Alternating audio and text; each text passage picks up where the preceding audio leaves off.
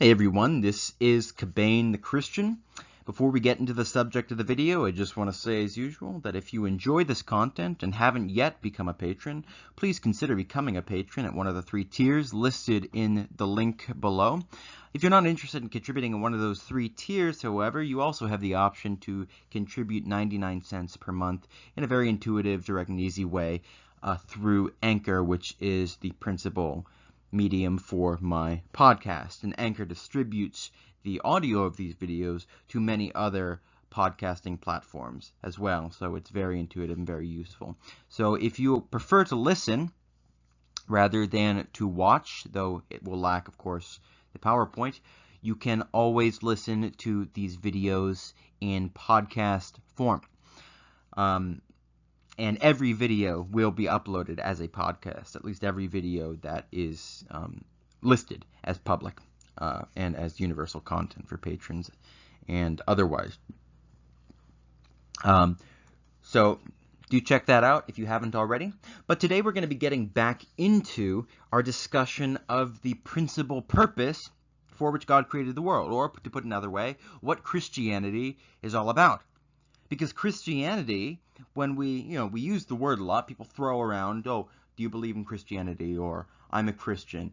People mean 1,000 different things by it. I think generally, though, the idea that most people have in their minds, at least in a vague sense, is that Christianity is centered on the notion that mankind sinned, mankind rebelled against God. Jesus somehow saves us from the damnation that we will experience on account of that sin, so that we can live eternally in heaven. Now, this has echoes and traces of the truth in it, but in fundamental ways it misconstrues the basic narrative arc of the Scriptures. But I think most importantly is the way that it places sin at the center of the story. Because let's remember that Christianity is not a philosophical theory, it's not an ideology which was made up by man. What it is shorthand for the authentic interpretation of the way that the world really works at bottom. Now, we have to call the authentic way that the world really works by a specific name, that is Christianity, simply because we exist right now in the midst of spiritual combat, where there is profound fog of war, and where the truth is known to varying degrees to various people. Now, that might sound absurd to you if you are not yourself a believer, but what I want to try to do is present the Christian story as it is presented in the Scriptures on its own terms, and suggest to you that its thrust is quite different than that with which you may be familiar. So our story, of course, begins in the book of Genesis. If you're not familiar with my material, I am a very strong believer in the inspiration of Scripture, and that means not only that it is perfectly without error, that's just a statement of what it doesn't contain. More important is the attention that we must pay to its details. Because Scripture, as the supreme exemplification of literary beauty, and of purposefulness and of meaningfulness, contains meaning in its every jot and tittle. And so we have to pay attention to those jots and tittles, as our Lord called us to see how they pertain to what He does in what we call the divine economy, or the divine household management. Mankind is the generations of the heavens and the earth. Now, this is a major theme which I've mentioned many times before because of the centrality which it has in the whole Christian story. If you're not familiar with the phrase that I am referring to, it is from Genesis chapter 2, verse 4. The creation of the heaven and the earth has just been narrated in the 6-day creations, followed by the 7th-day sabbatical rest. And now Moses is going to zero in on the 6th and 7th creation days. And in fact, the narratives are written in such a way that you cannot read one without the other. Genesis 2 in many ways reflects knowledge of Genesis 1, and we're going to see some of those ways as we move forward. So the notion that this is a second creation story that has a very different origin than the so-called first creation story is simply it's not true. It reflects a very poor skill in reading any work of literature, not just Scriptures. Genesis 2, verse 4. These are the generations of the heavens and the earth when they were created in the day that the Lord God made the earth and the heavens. Now, this word day, I was asked about this a little while ago. The word day here has an extended meaning pertaining to the whole process of creation. And this isn't an ad hoc response. We already see this relationship of meaning within Genesis 1 itself. In Genesis 1, in the first day of creation, God calls the light day, and the darkness he calls night. Nevertheless, the light is specifically called day in such a way that the whole 24-hour period is also called a day. And so by the same token, we find that the whole period of time can be called a day by extension, and we use this idiomatically in our own language. For example, we say, oh, back in my day.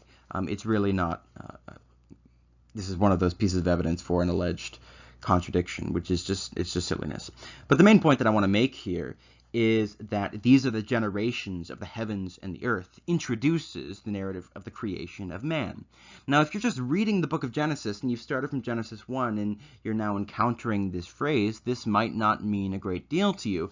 But if you are on your second, third, fourth, or 50th reading of the book of Genesis, you should know that this phrase is used 9 other times in the text. And it is also used, I believe, in the book of Ruth and once in the book of Numbers. Now, in every other instance, it refers to offspring. For example, let's go to Genesis chapter 5.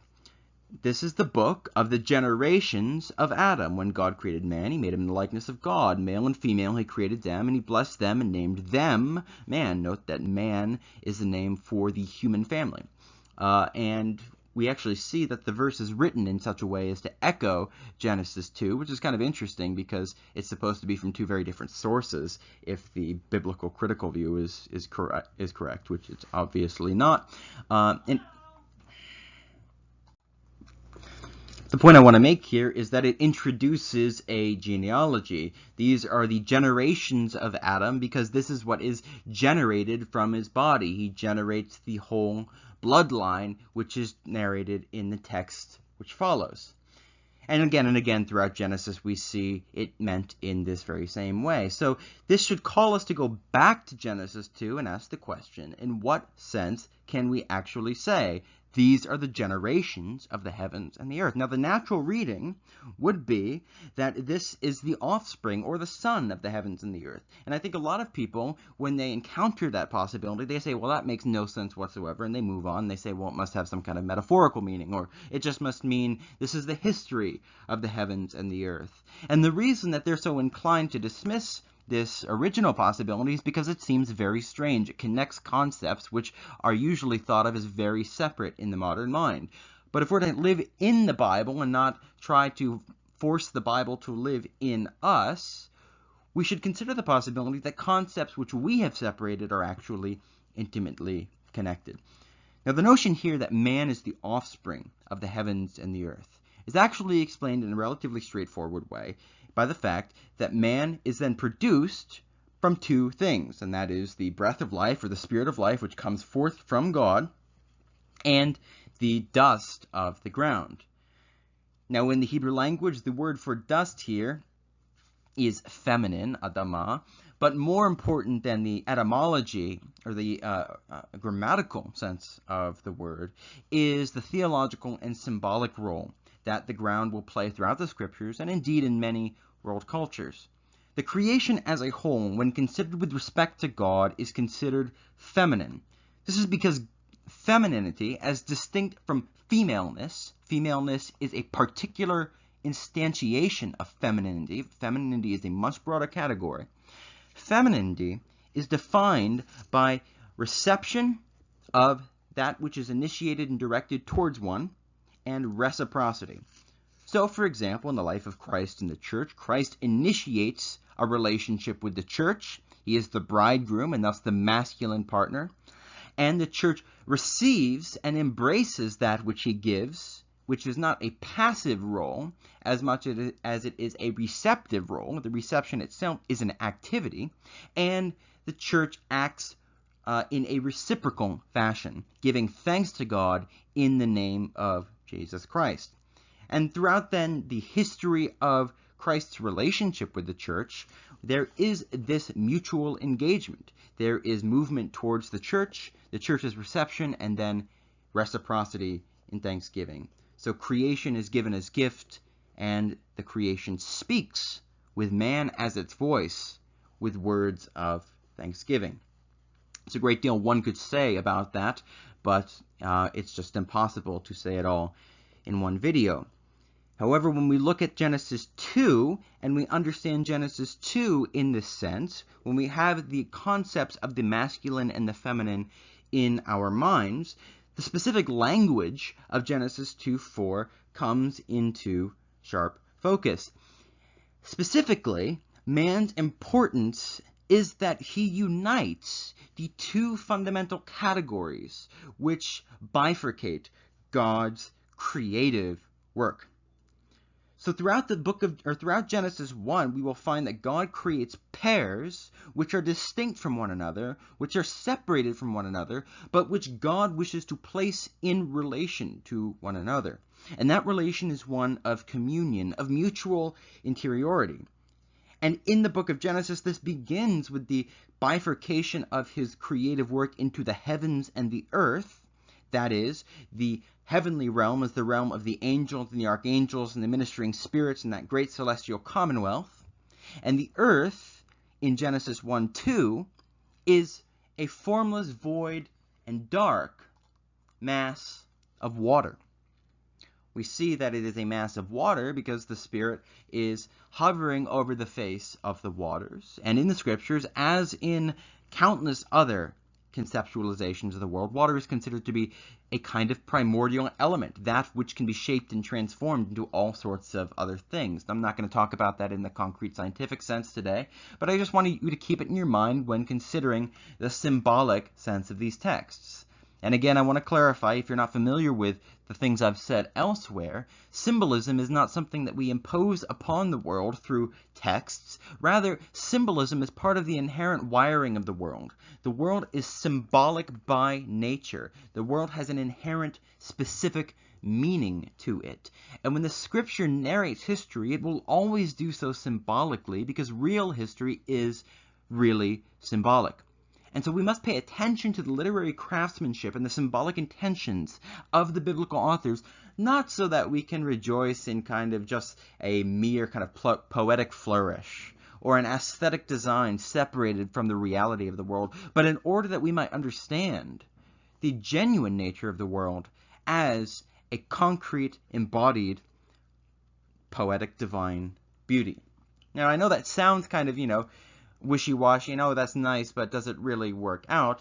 Well, all the stuff that I produce is essentially an attempt to demonstrate that this works as a paradigm for interpreting both the Scriptures and the world. Now, mankind, as the generations of the heavens and the earth, is the point of unity for the heavens and the earth. And we see, if we look at texts which refer back to Genesis 1, for example, Psalm 104, if you work through that text, you'll find that it goes through the 7 creation days in thematic order. And in the first slot, corresponding to the first creation day, we see the narration of what the author of Genesis means by the creation of the heavens. In this text, Psalm 104 describes the ministering spirits, the angels who exist as flames of fire before God's throne. And this isn't just an idiosyncrasy in Psalm 104. There are, in fact, many texts throughout the Scriptures which describe this heaven-earth dyad in terms of the realm of the celestial commonwealth and then the realm of our material cosmos. But I think most important is the architecture of the tabernacle and the temple. Because the tabernacle and the temple are architectural representations of the world. There are many ways you can go about demonstrating this, but the simplest way is simply to point out that in Exodus 25 to 31, there are exactly 7 speeches which God gives to Moses, wherein he gives Moses the instructions to build the tabernacle. And if you look at the content of those speeches, you can find that it correlates in some cases very obviously, and in other cases in subtler ways that you have to study out by comparing other creation week patterns in the Scriptures. It correlates with the actual content of the 6 creation days, followed by Sabbath rest. The most obvious of these is the 7th speech, which deals almost entirely with Sabbath explicitly. Well, in the 6th speech of the Lord, we are told about God's instructions for how to actually build the tabernacle. And it's that God is going to call someone from the tribe of Judah named Bezalel. He's going to give him a helper named Aholiab. And Bezalel is going to be filled with the Spirit of God, the Spirit of wisdom, and enabled to replicate and express God's creative power in creating an architectural representation of the cosmos. Now, Bezalel is a figure of both Adam and the Messiah. He's a figure of the Messiah as he is from the bloodline of Judah, which has already been identified as the Messianic line, and the Messiah himself is developed thematically as a fulfillment of that promise of a seed who will crush the head of the death-dealing serpent in Genesis 3. But Bezalel is an image of the Messiah because we're told of his Judahite ancestry, and he's also a figure of Adam as Bezalel's constitution as builder of the tabernacle, as builder of this representation of the cosmos, is by the infilling of Bezalel with the Spirit of God. And that is what happens with Adam in Genesis 2.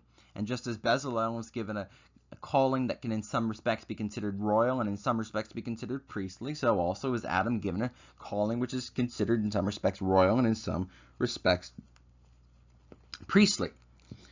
So we see that the tabernacle is an architectural representation of the world, and as it pertains to the notion of what is meant by heaven in Genesis 1:1, all you have to do is look at the distinction between the holy place and the Holy of Holies. Now, in the holy place, you have a lampstand with 7 lights corresponding, among other things, to the sun, the moon, and what are called by the ancient world the 5 wandering stars. These are the 5 planets, that is, the 5 stars which move freely with respect to the broader starry background. So here in the middle of the tabernacle, corresponding to heaven, is the starry heavens, and then you have to ascend above that still to see the throne room of God, where is the mercy seat, and on either side of the mercy seat you see 2 angels, 2 cherubim. And so we see that within the cosmology of the scriptures, we have the stellar heavens, that is the heavens with the sun, the moon, the stars.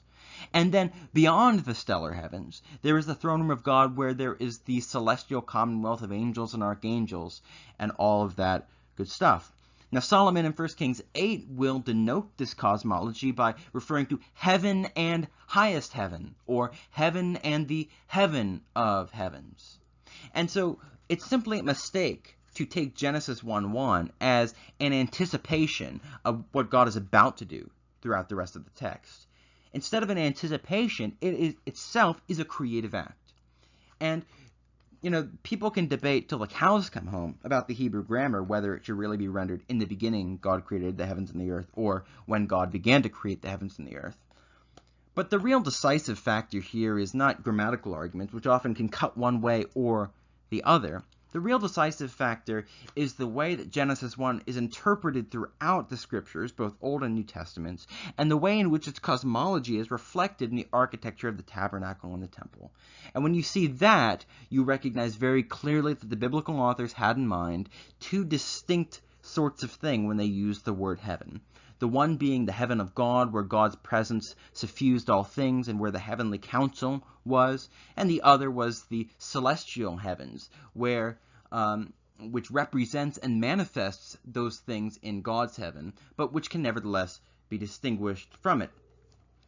But this fundamental dyad of heaven and earth is then often used throughout the scriptures to refer kind of to the whole cosmic order. This is the whole kit and caboodle. And so Adam, as the generations of the heavens and the earth, is a microcosm. This is a traditional view among the fathers of the church. It's clear in the scriptures. It's held by the Jews. It's held by people across the world. And it's a very ancient concept that man is a microcosm of the world, that man himself is a miniature representation of the cosmos. Now, if that seems unintuitive to you, just think about how remarkable it is that within our mind, we possess the capacity to make intelligible the wiring of the world. Some people will say things like, well, man clearly has not been disposed to make the world intelligible in a systematic way, because things like quantum mechanics are so counterintuitive. But here, the person is making a serious mistake. Quantum mechanics is not so much counterintuitive as it is contrary to our common experience. Quantum mechanics reflects a world at a very small scale, which does not behave in a way that is analogous to the way that the world behaves on much larger scales with which we are familiar. But if we had not been familiar with any kind of pattern of activity, there's no reason to say that we would deduce by mere intuition separated from sense experience that, the world of quantum particles would be somehow highly improbable. And what I'm saying here is that the very fact that we can develop such a thing as the quantum theory means that disciplined and rigorous logical intuition, which is just wired into us. You cannot prove the laws of logic. They're part of our inbuilt wiring, and they are self-evident in that sense. Mathematical truths are necessary truths. They cannot be other than they are. They are very complicated and subtle extensions of certain intrinsic qualities of the world's self-consistency. And that language, which describes a range of possible sets of circumstances, can then be used to make the actual wiring of the world intelligible, whether we're talking about very large scales, like the scale of galaxies, or very small scales. Notably, in both structures, we find similar archetypal patterns. For example, the pattern where there is a central sphere or a central point which is surrounded by a series of whirling points or whirling spheres. You have the sun at the center of the solar system, or a star at the center of its star system, and around that star are whirling concentric circles of worlds and worlds. And you take an individual world and you can find moons revolving around it.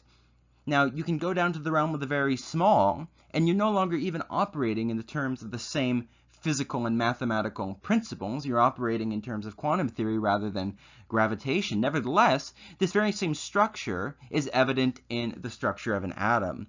The centrality of the notion of concentric circles, of particles or objects revolving around a central point, is present at all layers of the cosmos. So, there are many ways to get at that question, but I'm saying all of this in order to underscore what it means for man to be a microcosm. The world is wired in a particular way, but if you take a fish and you try to teach the fish quantum mechanics, it doesn't matter if you have the best teacher in the world and he teaches him the best lessons that have ever been uttered on planet Earth ever, for every day for 100 years, and the fish is the most interested fish in the world. He's not going to get anywhere, because the difference between the fish and the human being is not a quantitative difference. It is not that the human being is more intelligent than the fish, it's that he is intelligent in a qualitatively different sense than the fish. He has fundamentally different capacities and powers to know things in a deeper way that cannot just be bridged by multiplying levels of intelligence one upon the other. We have to keep in mind that the idea of knowledge itself is quite, can be cashed out in a number of different ways. And the fact that the human being has the capacity to discern the internal structure and self-consistent pattern and order in which the world unfolds is quite remarkable. And I think if we weren't given the idea that man was a microcosm of the world, we would have to invent it philosophically, because the information that makes up the world is in some sense inside of us, which is why we are able to actually make sense of the world. Now, this correspondence between man and the world, the fact that man is so like the world that he is a miniaturized representation of the world, permits man to know the world, and that permits man to fulfill what was from the beginning his fundamental vocation. Now, man, by which I mean mankind, the human family, this is, remember, the way that the word is used in Genesis chapter 5. God created him male and female and called them corporately man. We also see this in the New Testament. In Ephesians, when God creates a new humanity out of circumcision and uncircumcision. That is, he has divided the human family into circumcision and uncircumcision, and now he places them in a relationship of communion and mutual interiority, creating one new man out of the two. Man is used in the same sense that it's used in Genesis 1 and in Genesis 5. That is, the human family. And the human family is the image of God. The human family is the imprint of God's way of being God. Now, there are certain aspects of God's character which we cannot participate in, obviously. It's not so much that God has aspects 1 to 5 and we can participate in those, but we can't participate in aspects 6 to 10, as if these were basically the same kind of aspect. Instead, there is a kind of existence which is unique to God, and simply according to the rules of him being God, according to the rules of logical self-consistency, we cannot, for example, become necessarily self-existent. Because to be self-existent means you cannot not exist. But if you're self-existent, it's not something that you can acquire. It's not something that you can become, because to become something that you once were not is to be subject to change. And to be subject to change means that your qualities are not necessary. They don't unfold from you in a logically necessary way, in the sense that the rules of mathematics do. But man's existence as the image of God, if you read it in the context of Genesis chapter 1, remember, this is, we use the phrase image of God so often that sometimes when we're reading Genesis 1, we forget that it exists as part of this specific literary unit and has to be contextually read according to what has come before, and indeed according to what comes afterwards.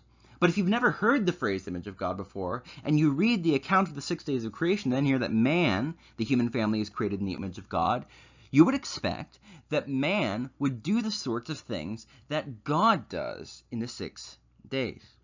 So consider everything that you've heard so far, that man is a microcosm of the world, that he's a miniaturized representation of the world, that on account of him being a miniaturized representation of the world, he has the power to understand it, not according just to his perspective, but according to the whole as it relates to each of the parts, and the parts as it relates to the whole. And having that degree of understanding permits man to restructure the world so as to produce certain consequences which result from the complex interaction of those parts and those aspects of the world which man is restructuring. Just think about it, how remarkable it is that we can take something like silicon and restructure it in such a specific way that you, living where you do, hundreds of miles away from me, are actually able to hear my voice. That comes from the taking of natural raw materials and understanding of the properties with which they have been endowed by God, and utilizing that wisdom to shape it and mold it and create after the image and the likeness of God. But this was the vocation of mankind from the beginning. And so when God creates man, he tells him to subdue the earth. Now, the vast majority of human history takes place after the fall. You get about 24 hours of unfallen history. But the question has to be raised, given the fact that man was not at war with God, nor with himself, nor with the creation, what does it mean to subdue the earth in this context? If you look at the other uses of this word throughout the Hebrew Bible, you'll find that it is often translated conquer. For example, in Joshua chapter 18, we are told that the whole land lay subdued before the children of Israel. And actually, the text there is virtually quoting the text from Genesis 1. There's a correspondence being drawn there. In Genesis 9, the notion of the subduction of the earth under man is called up again, but here it pertains to the execution of animals who rise up against men and men who kill other men, because God made man in his own image, meaning both that to kill another human being merits the death penalty, and that because God made man in his own image, man is the lawful instrument to exercise the death penalty because he can bear the authority of God in himself. But let's consider what this would mean in a world where there was no conflict. No, conflict doesn't mean something is boring. After all, the restructuring of silicon into computer chips does not have as an essential characteristic of its production war between different human beings. In fact, that kind of conflict tends to make it more expensive, more difficult to produce. It tends to reduce the efficiency with which technology develops. Conflict strives against our creative purpose in the world. So what does it mean prior to this conflict? Well, I think we can understand that when we look at the rest of the scriptures, which takes the notion of weapons and it relates it conceptually to the idea of tool making. So if you look at the word dominion and you look at this concept of exercising dominion over a particular land, it's related very specifically and consistently to the idea of property. And property is that piece of land or that bit of the creation which you have the lawful sovereignty from God to restructure according to what comes into your mind, within the boundaries of his law. Now, I'm not making a political statement about libertarianism or whatever, so please don't take it that way. But in Leviticus and elsewhere, property is a very important concept, and it's related fundamentally to this idea of man being given dominion over the creation. Israel is given a land grant. The church is given the world as an inheritance. The notion of inheritance cannot fundamentally be separated from the idea of wealth and property. They have to be understood as a single network of mutually clarifying concepts. So, if you look at the idea of dominion and the idea of weapons as it pertains to dominion, weapons pertain to dominion insofar as through warfare a particular people or nation or person acquires a piece of land or whatever they're trying to get by right of conquest. They are able to restructure this bit of land in the way they want to restructure it because they've forced the other guys to accept their claim. If you disagree with somebody and you both consider it the most important thing in the world, at the end of the day, the only way that one of you is going to be able to enforce your opinion over the other, if neither of you walk away, is by force. And the harshest instantiation of force is in warfare. So if one nation claims a bit of land, another nation says, no, that's not your land, we're still kind of living here. By the way, please do not turn this into any kind of political thing in the comments. But if another nation says, we're still living here, well, if the disagreement is intractable, then you can take swords and you can force the other nation off, or you can try to do that. And if you do so, you have practically gained the right to exercise dominion in that particular bit of land. But if that was not part of the story, then take the weapons and replace them with tools. Because instead of, constantly arguing with each other over what bit of stuff, we have the right to do stuff with, and often, when we get that stuff, we're like, well, what the hell do I do with this? I've got it. What am I going to do with it? In fact, in the original purpose of creation, the stuff was already given as gift. It was the creative will of God exercised through man in the cosmos, which was the whole dang point. But look at in Judges and in Samuel. In Judges and Samuel, there are two instances where Israel has no weapons, and they defeat their enemies not by weapons but by the use of agricultural tools. In Isaiah and in Micah, because it's the same passage actually, the very same language is used. In Isaiah and Micah, we're told that in the Messianic Age, the nations will stream towards Mount Zion, and when they stream towards Mount Zion, the relationships that they have among each other are going to be healed, because Zion, upon whose throne sits the Messiah, is the final court of appeal, and everybody recognizes his right to decide disputes between the nations. So there's no more need for war. So what do they do with their influence of warfare? Well, they don't actually destroy them. What they do is they convert them into swords, or they convert their swords into plowshares and their spears into pruning hooks. These are agricultural tools. They're agricultural tools in large part for symbolic purpose, but we have to understand that tools in terms of biblical symbolism This is kind of an abstract concept, but it's an important one. Tools, in terms of biblical symbolism, are kind of fungible.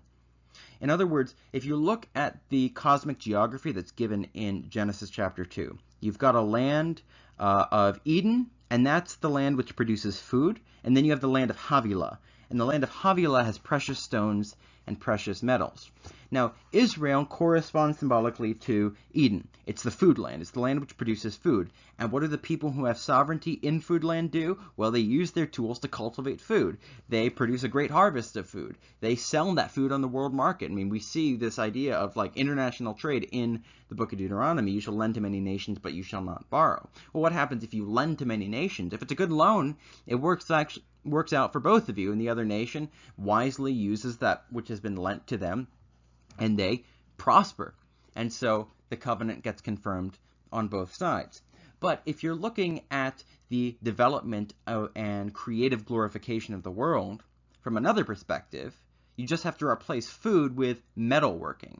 Now, we actually see this exact thing going on in Genesis chapter 4. In Genesis chapter 4, we see the first city being constructed. I don't want to go into this in great detail at this point, but we see the first city being constructed, and we see throughout the dynasty of Cain how the culture of human civilization is being unfolded generation by generation. We see in Genesis 4 verse 22, Zillah also bore Tubal Cain. He was the forger of all instruments of bronze and iron. So we have metalworking being born at this point in time. And if you look at this particular generation, you actually see a son who corresponds to Abel, that's Jabal. He's the father of those who dwell in tents and have livestock. So just as Abel was the guarder of the sheep, and Cain was the cultivator of the ground. Tubal Cain obviously corresponds to Cain. He pulls things out of the ground, except it's not food, it's not agriculture, it's metalworking. So there we see the idea of the fungibility of these two kind of industries. He pulls metals out of the ground. And then there's something new. There's a third son, and that's Jubal. He's the father of those who play the lyre and the pipe. So we see within this narrative in Genesis chapter 4, you have Adam, in whom exists all the potential for all the kinds of different things that human beings will do throughout their history. And then Adam has two sons, and Cain is associated with those who pull things out of the ground, but he specifically is a farmer. And then Abel is the son who guards the sheep and the oxen. He is the one who oversees animal husbandry. Note again the bridegroom, masculine, feminine relationship here. Man is masculine with respect to the creation because man's role in relation to the creation is to be the initiator who moves towards it in cultivating, guarding, and glorifying it. Therefore, that role, even in English parlance, is known as animal husbandry, because these concepts permeate not only the scriptural text, but our very patterns of speech, because God made speech, and so speech, even when we don't intend it to, will naturally unfold those meanings which he has woven throughout all things. You see a similar kind of thing going on in the history of the 12 sons of Jacob. There's a very interesting book that I have by, it's a Jewish commentator, and I don't know if it's a he or a she, but I think it's a she. But basically what she does is she looks at the personalities and the characteristics of the 12 sons of Jacob, and then shows how those personalities are expressed corporately in their respective tribal histories. It's a very interesting book, and I think it says something about the way that God has structured the human family in such a way that the qualities of mankind as a single organism, as mankind grows, man becomes both more internally related and knit together, because as things grow, the only way that they can grow is into the oneness, which is the oneness of God. But because the oneness of God is simultaneously a perfect diversity, a perfect threeness, man, as he grows more fully one, will also grow more fully diverse. Man produces many nations. Man is male and female. And in both those cases, in the maleness and femaleness, and in the production of many nations in Genesis 11, God initiates the action by saying, let us make man in our own image, male and female. And then Genesis 11, let us go down and confuse their tongues, because there is a correspondence here in the nature of human being, in being both one and many at the same time, with the way that God exists, in being both one and many at the same time. So, you look at Zechariah. Remember, this all has to do with subduing the earth, the way that creative glorification works. Look at Zechariah. What goes on in Zechariah is the replacement of the false altar, the idolatrous altar. It says, God scatters the four horns which exiled Israel. And people think that that's the political powers, the armies of the Babylonians and the Assyrians. But that's just not true. Because remember, according to the prophets, it was not the armies which scattered Israel and Judah. It was their idolatry. That was what actually was working to drive history forward. And four horns refers to the four horns of an altar. It's a very consistent image used throughout the scriptures. So when God destroys the four horns which scattered Israel, it's his eradication of this idolatrous altar. Likewise, we see in Zechariah chapter 6 that the Spirit is set at rest in the north country. Well, rest is something that you acquire after conquest. The north country is Babylon. That's a very consistent image. And what's happened is you had the four chariots of God being sent out to the ends of the earth, and the chariots themselves are a mobile version of that throne room which exists in the inner sanctuary. You know, you pick up that throne room, and it becomes a chariot, and God rides it out of the temple in the book of Ezekiel. You can just read it to see the chariot. And that is why the 10 water stands in the Temple of Solomon, which have holy water at the top of them, have big wheels on them. They're far too big to actually move, but these are representations of the chariot of God moving out to the ends of the earth. And it is a representation of that river which flows out from the inner sanctuary to give life to the nations. And so all of these images, sanctification, conquest, they go together. God goes out and he conquers Babylon by eradicating its idolatry. I have a whole video about this theme in Zechariah. But in this context in Zechariah, we see the prevail of the toolmaker. I think that's mentioned in Zechariah 2. The toolmaker prevails. Because what the toolmaker does is he carries forward the original mandate that God entrusted to creation in Genesis chapter 1. Subdue the earth, conquer the earth. To conquer the earth, to exercise dominion over it, is not to attack it. To exercise dominion over it is to know it truly. And knowing the world, speak to the earth and it will teach you, says the book of Job. Knowing the inner structure and nature and wiring and inner relationships which exist among God's creatures in the world, you are able to wisely exercise dominion and manage those creatures, not only in such a way that the health of the creation will be preserved, but also in such a way that its splendor will be increased. Knowing what makes things tick allows you to make them tick more efficiently. That's what it means to subdue the earth. It means to creatively glorify the world. Now, the notion of exercising dominion and subduing the earth, this is split open, as it were, in two distinct vocations, which are very closely related, but they're distinct conceptually, and they are given in Genesis chapter 2, verse 15. Okay, so what happens here is you've got Eden. Okay, Eden is on a mountain, and the way to think about it is there is a spring on the top of Mount Eden, and around that spring, in the portion of the mountain which is near the top, there is a very lush garden. This is the Garden of Eden. And the spring wells up at the top, and it flows into the garden as one river, and then it splits into 4 rivers. And those 4 rivers have many symbolic dimensions. But one of them is that they carry the presence of God to the ends of the earth. Another is that mankind himself is meant to follow them to the ends of the earth and give the world splendor in countless different ways. That is why we're told about the different natural resources and the different names of these various lands.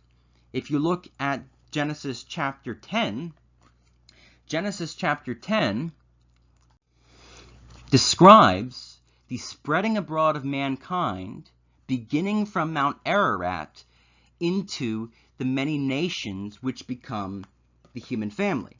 Now, there are allusions in Genesis 10 to the language of Genesis 2. For example, Nimrod constructs a fourfold kingdom, and it says the beginning of his kingdom was Babel, or Babylon. And actually, this is an echo back to Genesis 2, verse 10, where the one river, which flows from the top of Mount Eden, became 4 rivers. Now, literally, it became 4 heads, or became 4 headwaters. And the word for head here, Rosh, is the same word that undergirds beginning in both Genesis 1:1 and in Genesis chapter 10. Now, in Isaiah, we have this imagery and this connection being made even more explicit. For example, Isaiah chapter 2, the various nations, they come to learn the Torah from the God of Jacob. Well, it says they flow to it. The idea of the nations flowing to the God of Jacob is imagery that is used of rivers. And this isn't just in my imagination, because you go to the end of the book of Isaiah, you got lots of allusions to the beginning of the book of Isaiah at the end of the book. Well, at the end of the book of Isaiah, you have the image of a river which is flowing out from Zion, the city of God, permeated by the divine presence, carrying that divine presence to the end of the earth. That river goes out, it sanctifies the nations of the world, it builds them up into wealthy nations. Now, the notion of wealth has connotations of spiritual kind of maturity and grace. For example, Israel's becoming sinful is signified by the devaluation of their metal. Your silver has become dross, for example, the prophet says. Again, we hear language like, come and buy bread without money. So this language, I'm not saying it doesn't pertain to the concrete literal sense, but we should not limit it just to that literal sense.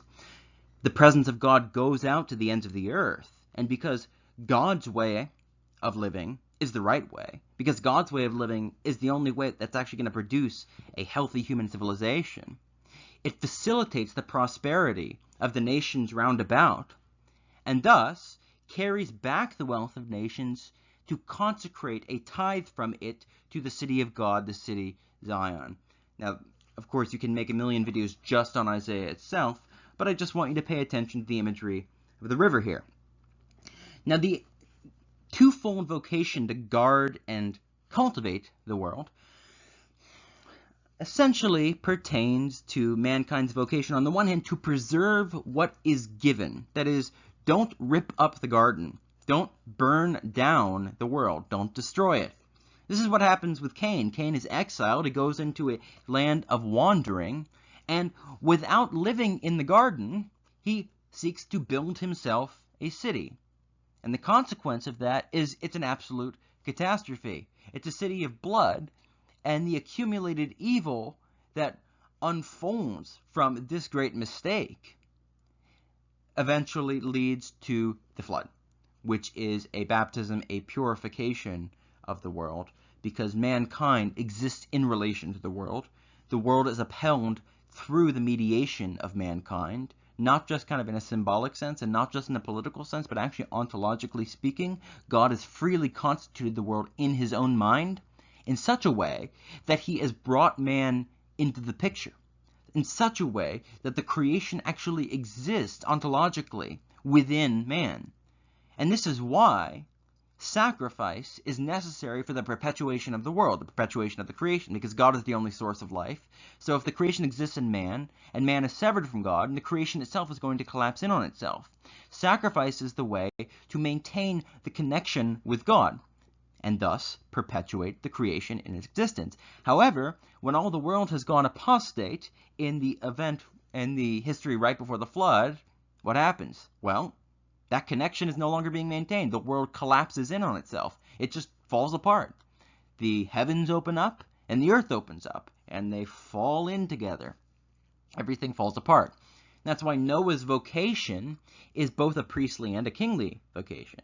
He builds up the ark. The ark is a miniaturized representation of the world. You can see that, for example, in the gathering together of all the animals into the ark. That's a miniature, representatives from all the animals of the world. It's 3 stories, just as every temple and tabernacle in the scriptures is going to have 3 distinct stories. And the language, for example, of the covering that's placed over the ark, well, that's the same word that's used to describe the mercy seat, the covering of gold that's over the throne of God, or God's footstool, more accurately. And so the covering of the ark is like the mercy seat, and it's sprinkled by rain from heaven, and then Noah removes the covering at the end of the flood, corresponding to the removal of the firmament when God is all in all, and Noah offers the whole creation to God as a sacrifice, thus reestablishing that connection, which was almost lost. But the crucial turning point here is God remembered Noah. That is, God placed Noah in his own mind, and the creation was constituted in such a way that it was in the mind of man, and Noah and his family were the only living human beings. So that whole circuit enables the creation to go on in another era of history. This all relates to the guarding and the cultivating mission, because whatever happens in the history of the human family, whatever happens in the creation, man is playing a central role because, and that's not an arbitrary thing, God has just wired the world to work this way. So you have to preserve what's good. And this language of guarding is very often used in the scriptures to denote the priestly vocation. For example, in the early part of the book of Numbers, this word is used to denote the role of the Levitical priesthood. Now, if you look at the structure of kind of the moving Israelite camp, you'll find that there are Levites surrounding the tabernacle with swords in their hands, and they're playing the role of the cherubim who guard the Garden of Eden after the exile of Adam and Eve. So the Levites have these swords in their hand. The mission here is to preserve the integrity and the sanctity of the tabernacle, both to protect those who are not in a fit state to enter into the presence of God, and to preserve the existence of this link between heaven and earth in the cosmos. I mean, the construction of the tabernacle is a significant event for all mankind, because Eden, Mount Eden, is that central sanctuary from the time of Adam to the flood. The people worship at the gate of Eden. But when the flood comes, that's destroyed, and there is no ladder to heaven, which I think is one reason why you immediately find them trying to build the Tower of Babel. And etymologically, the word Babel means gate of God. You know, it is a kind of a divine pun to see it as, Babel, babbling, a confusion, but it's gate of God. They were trying to build up Eden again before it was time. You see the real gate of God in a story where Jacob sees the ladder to heaven, and there's lots of allusions to the narrative in Genesis chapter 11. Jacob sees a ladder with its top in the heavens, just as the tower was meant to be built with its top in the heavens. And Jacob says, truly this is the gate of heaven. And what do you know? If you look at the history of Israel, this the place where this occurs is actually one of the locations where the tabernacle was moved during the period of the Judges. So the Israelites must guard the tabernacle as a matter of significance for the entire human race, but there's also the mission to cultivate the world. To cultivate the world is to develop it and transfigure it. And this is more directly associated with kingship, with royalty. Now, royalty in Scripture is conceived of as the head of the national family. Okay, so there is no conception in Scripture of a politically unified nation without a monarchy. The transformation from the period of the Judges to the Davidic monarchy is not the transformation of a republic to a monarchy. It's rather the transformation of a network of relatively independent communities which are united by a common history and tradition and religion and sanctuary, most importantly, into a politically organized unit. Okay, so if you look at the book of Deuteronomy, this is the major theme. It's oneness. God's election is that which allows there to be a single nation with a single sanctuary. There is one place which the Lord God chooses. Then there's one king. There's one nation. There's one God. There's one Lord. This is, if you just look through the text, you're going to see the way that this theme rolls together. Now, kingship is impossible to separate from the idea of the family. And the most direct way to conceive of it is in terms of the household.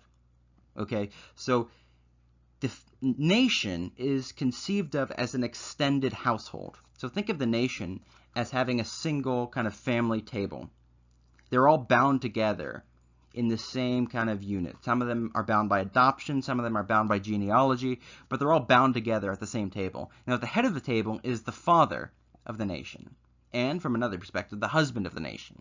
And this role is fulfilled by the king, because the nation exists as kind of a web or a network of family units, which themselves are webs and networks of family units. And so there's this hierarchical network, which is simultaneously a nested hierarchy, but at the center of that nest is the royal family, which, even though individual kings pass on, the royal family as an institution is perpetuated. And I'm commenting on all of this because you can't understand the way that monarchy is conceived of in Scripture unless you understand its relationship to property. Because after a fashion, the king is understood to have a stake in the entire land as his property, as his personal inheritance. There are degrees to which different people have stakes in the land over which they are sovereign. So if you own a house, and you own a plot of land in Israel, that's your land, it's your inheritance. It was given to you by your ancestors in the book of Joshua, but it is also ultimately God's inheritance. He owns it all. And the king also has a stake across the land. So that is why, for example, God collects a tithe, and the king, when necessary, can collect a tithe, a tax. And you see the way that these concepts work together in the scriptures. But then look at someone like King Solomon. King Solomon is reputed for his wisdom, the wisdom to discern between good and evil. Now, this language, discerning between good and evil, you should recognize it. It's like the tree of the knowledge of good and evil. Just watch the video on the tree of the knowledge of good and evil that I've produced to understand what that's all about, but it's about kingship.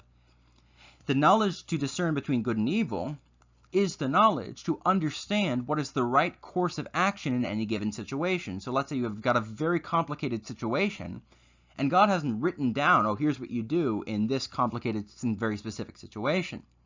So the question is, what is good with respect to this set of circumstances?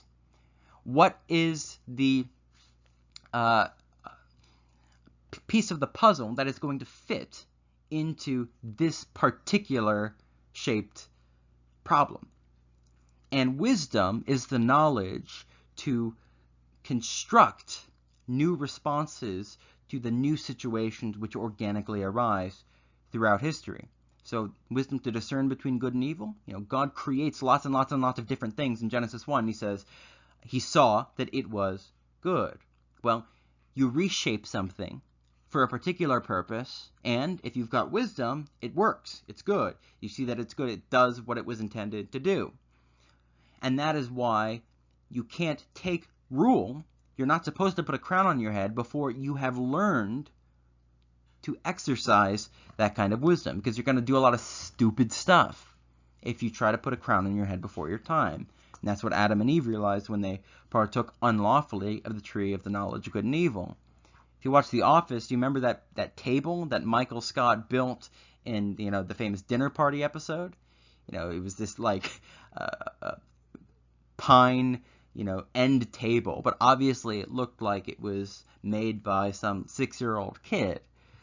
That is what happens when you try to seize the sovereignty to unfold your creative purpose in the world before you've actually learned the wisdom to do it the right way. It's easy to imagine yourself doing things the right way. It's much harder to actually engage in the complexities of the situation itself and actually produce the right set of responses. But the cultivation of the world pertains to this aspect of our calling whereby we glorify and we mature the world.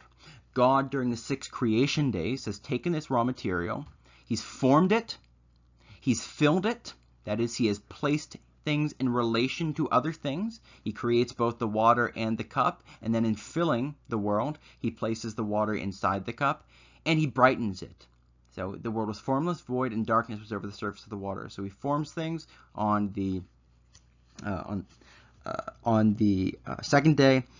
He fills things on the 3rd day. He brightens things on the 4th day by creating the heavenly lights. That's one way you can see the creation days. That's not the only legitimate way. Well, mankind as the image of God is expected to do exactly the same thing. And that is why it is indeed through a human being endowed with the Spirit of God, that the miniaturized cosmos is built.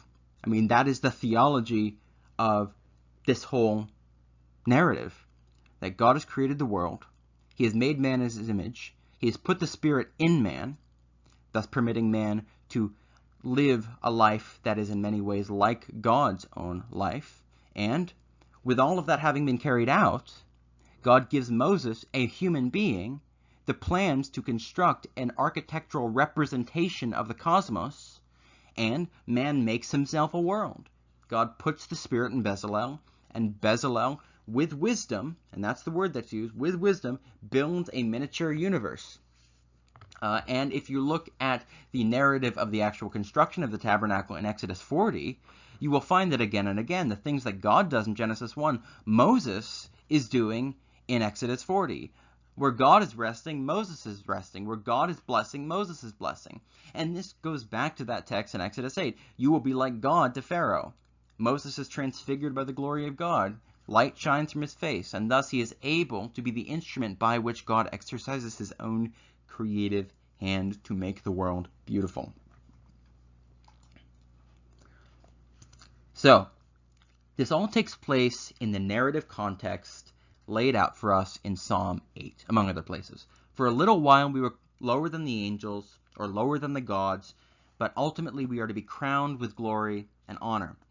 When God says in Genesis 3, man is like one of us, knowing good and evil, this is an address to his heavenly council.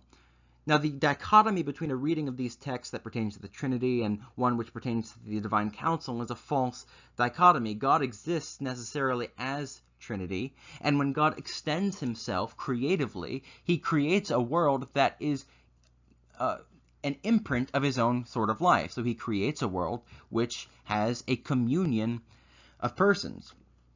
And so that heavenly council is an extension of God's own conciliar life. And that is why the language of fatherhood and sonship and the presence of the Spirit permeates language pertaining to the divine council. But God says man has become like one of us, knowing good and evil, and expels him from the garden. Well, then when you read Psalm 82, Psalm 82 is an address by God to the members of the divine council who, in his words, walk about in darkness and know nothing. They have no wisdom. They refuse to execute justice on the earth. And God says to them, I say to you, you are gods. Nevertheless, as Adam, you shall die. God is placing the curse on them that they tried to have placed on Adam. What did Satan say? He said, you shall be as gods, knowing good and evil, you shall not die. And so here, God himself says to that very class of beings who followed and attempted to implement that demonic lie, you are gods, you shouldn't die, nevertheless, as Adam, you shall die. You are cursed with the same curse you sought to inflict upon man.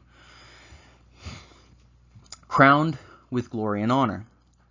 The essential point here is that this is the narrative arc even before the fall, even apart from the fall. Papias says, I believe it may well be a saying of Jesus that he's quoting, but one of the extant quotations from the exposition of the oracles of the Lord is this passage where Papias says the first management or stewardship was entrusted to angels, but it came to nothing.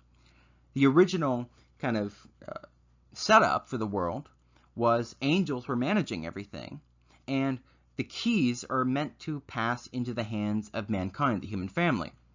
And so during the Old Covenant, Jesus, the second person of the Trinity, has the office of head of the angelic host. Doesn't mean he has an angelic nature, because there is no angelic nature. Every angel is species unique. They don't reproduce, so they can't be consubstantial. But he takes on the office of angel of the Lord. So he's consistently called angel of the Lord throughout the Old Testament, because he is chief of the angelic hosts. Well, in the New Testament, when the keys of the kingdom pass from angels to mankind, or they begin passing from angels to mankind, the Son of God ceases to be identified as the angel of the Lord. Instead, he becomes head of the human family. He becomes incarnate as the last Adam. And in becoming incarnate in the last Adam and living a divine life in a human body and mind, he brings many sons to glory, according to the letter to the Hebrews. He glorifies the human family and exalts us to his own estate. So James Jordan says angels are like the drill sergeants. You know, they yell at man. They are placed in a very direct position of authority over mankind. But this is all for the purpose of them eventually handing the keys to man and saluting them at the end of the day. For a little while we were lower than the angels, lower than the gods. Ultimately we are crowned with glory and honor. God says mankind has become as one of us and then exiles man. But ultimately we are brought into that heavenly council and lawfully given the knowledge to discern between good and evil by the spirit of wisdom, as we read about in the story of Joseph. Pharaoh says, who is like Joseph, who has the Spirit of God to know wisdom. In this language of the wisdom to discern between good and evil, one of the things that it can be read as is as a merism. So a merism basically is like a twofold description, which is meant to signify everything. So heaven and earth, that's a merism. Now, it is a merism because of the inner logic of what it means for heaven to be heaven and what it means for earth to be earth. Nevertheless, it is a way of summing up everything that exists. Well, the wisdom to know good and evil is essentially a way of saying the wisdom to know everything, which is why Solomon, in the practice of acquiring and exercising wisdom, he is not just dealing with political issues. He has animals brought from the ends of the earth. This is the one time apes are mentioned in the Bible. Apes are brought to Solomon. And so Solomon is brought all of these animals, and he studies these beasts, and he learns the ways of the animal. And from Proverbs, he derives parables and lessons from the ways of the animals about the ways of God and the ways that we should behave in relation to God. And after all of these beasts are brought to him, well, then the Queen of Sheba is brought to him. Obviously, we've got a narrative here which is corresponding to the beasts are brought to Adam, and then, what do you know, his bride is brought to Adam. So, we've gone on for an hour. We will cut off today. I hope you got something useful out of it. If you didn't, I question why you are still listening. But thank you very much for everyone who has made a contribution.